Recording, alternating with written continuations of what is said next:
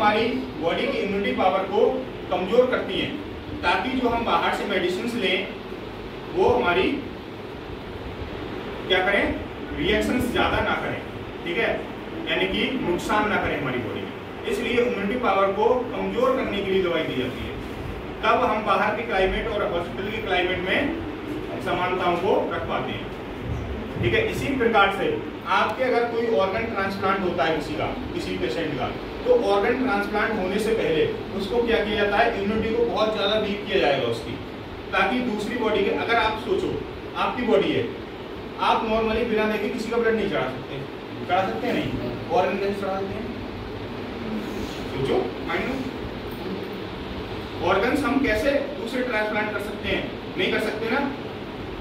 तो यही चीज होती है कि सबसे पहले व्यक्ति की इम्यूनिटी को डाउन किया जाएगा। जब इम्यूनिटी डाउन हो जाएगी तो बॉडी में पहचान नहीं रहेगी मेरा ऑर्गन कौन सा है, दूसरे का ऑर्गन कौन सा है। फिर उसके अंदर ऑर्गन को ट्रांसप्लांट किया जाता है, यानी कि दूसरे का ऑर्गन लगाया जाता है, तब धीरे धीरे उसकी इम्यूनिटी को बूस्ट किया जाएगा, तो वो पहचान लेगा कि हाँ यही है। जैसे कि आप बच्चे को सिखाएं, उसके रियल माँ बाप से अलग कर दें, ठीक है, और किसी अन्य को माता पिता उसके बना करके उसका पालन पोषण करने लगे, तो वो उसके लिए माता पिता बोलेगा, ठीक है, क्योंकि उसे नहीं पता है क्या है दुनिया में। सोचो 10 साल के बच्चे को एक्सेप्ट करा के दिखा दो कि आप दूसरे माता पिता चेंज करा दो, नहीं करेगा ना एक्सेप्ट, क्योंकि उसके माइंड डेवलप हो चुका है।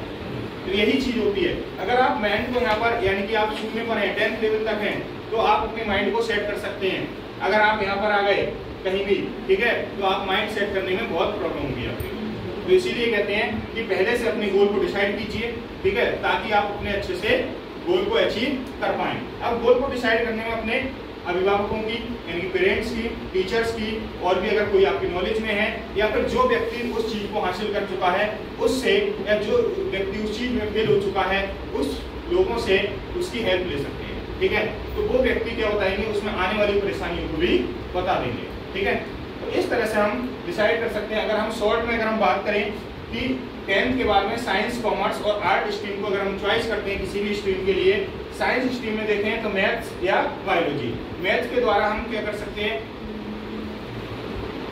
बताइए, इंजीनियर वगैरह बन सकते हैं, ठीक है। जूनियर इंजीनियर भी होते हैं, सीनियर भी होते हैं, उनसे भी, और इसी प्रकार से इंजीनियरिंग के बाद में भी और कोर्सेज होते हैं, ये कर सकते हैं, ठीक है। बायोलॉजी से आप करते हैं तो क्या हो सकते हैं, डॉक्टर्स लाइन में जा सकते हैं, पैथोलॉजी की लाइन में जा सकते हैं, फार्मास्यूटिकल लाइन में जा सकते हैं, केमिकल्स की लाइन में जा सकते हैं, ठीक है। इन चीजों को आप चॉइस कर सकते हैं, ठीक। इसी प्रकार से कॉमर्स लाइन को अगर आप चॉइस कर सकते हैं तो आप कोई भी कंपनी वगैरह एस्टेब्लिश कर सकते हैं आप, ठीक है, या फिर आप सीए वगैरह बन सकते हैं, अकाउंटेंट वगैरह बन सकते हैं, या फिर अपनी बैंक वगैरह खोल सकते हैं। एक बहुत अच्छा तरीका है, आप बैंक भी खोल सकते हैं, कोई पर्टिकुलर व्यक्ति, ठीक है।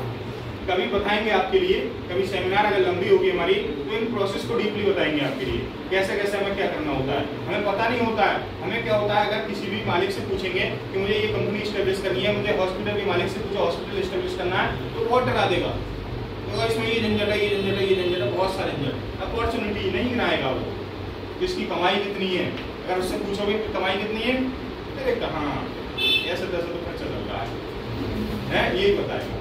लेकिन अगर वो किसी को अपने सामने, यानी कि अन्य किसी व्यक्ति को रिप्रेजेंट करेगा, तो वो बताएगा कि मैं बहुत कमा रहा हूँ, ऐसे कमा रहा हूँ, ऐसे कमा रहा हूँ, होता है।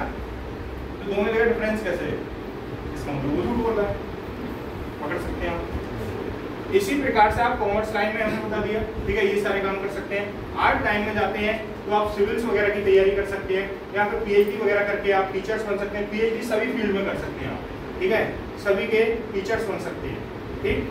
Philosophy of doctors, art stream में बहुत सारी लाइन्स हैं। अब आप अगर सिविल वगैरह की तैयारी, तो हम कहते हैं कि यहाँ से पढ़ के भी कर सकते हैं, यहाँ से पढ़ के भी कर सकते हैं। बहुत सारे इंजीनियर्स, डॉक्टर्स आपने देखे होंगे, सिविल सर्वेंट्स हैं, देखा है आपने, तो होता है। तो आप अपने एम को, गोल को डिसाइड कीजिए, उसी के साथ साथ अपनी प्रिपरेशन को आगे मूव कराइए, ठीक है। तो आपको प्रॉब्लम्स नहीं होगी आगे लाइफ में, ठीक। अगर जैसे मान लीजिए, एक एग्जांपल देता हूँ, उसके बाद में लास्ट करेंगे अपने पॉइंट को। जैसे कोई व्यक्ति है, 10th किया उसने, क्या होता है कि मैंने मान लीजिए साइंस स्ट्रीम को चॉइस किया। साइंस स्ट्रीम चॉइस करने के बाद में पहले मैंने बायोलॉजी ले ली, फिर मन नहीं लगा, यार डॉक्टर ये वो है, क्या झंझट है यार, पूरे दिन काटते रहो, चीरते रहो, फाड़ते रहो, हैं? लोगों को खून देखना पड़ेगा, मुझे तो बेहोशी आ जाती है खून देख के, होता है नहीं? कोई लोग मैथ से करा इंटर 1 साल वेस्ट कर दिया, ठीक है।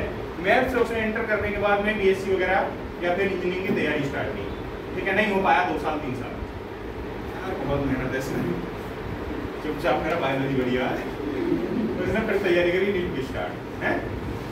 अब 2-4 साल उसने नीट में स्टार्ट किया, ठीक, निकाल भी लिया, तो उसे क्या हुआ, भटकने में टाइम वेस्ट हो गया। और आपको डायरेक्ट टारगेट है कि मुझे यही बनना है, ठीक है, यही करना है, तो आप क्यों जाओगे इधर, क्यों भागोगे, डायरेक्ट इधर होके इधर आओगे ना। अगर हमें यहाँ पर कोचिंग्स में आना है तो हम डायरेक्ट आएंगे ना, और मुझे देखना है कि कौन सी बढ़िया है, कौन सी कैसी है, तो सब जगह हम क्या करेंगे, पहले घूमेंगे इधर उधर, ठीक है, इधर उधर घूमेंगे तब पहुंचेंगे।